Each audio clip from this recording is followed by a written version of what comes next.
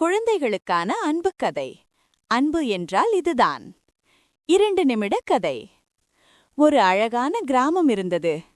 அந்த கிராமத்துக்கு பக்கத்துல பசுமையான வயலும் மாலை நேர சூரிய ஒளியும் ரொம்ப அழகா இருக்கும். அந்த கிராமத்துல ஆதின்னு ஒரு நல்ல பையன் இருந்தான்.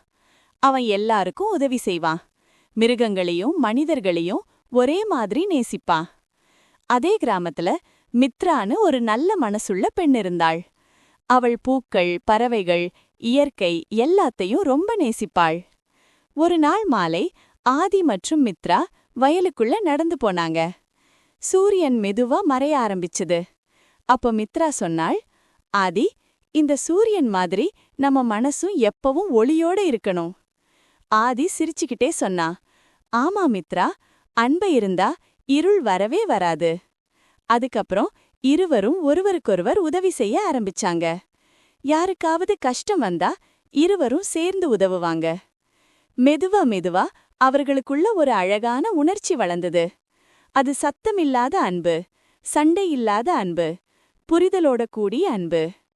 ஒரு நாள் மித்ரா சொன்னாள், ஆதி, நாம் எப்பவும் நல்ல மனிதர்களா இருக்கணும்.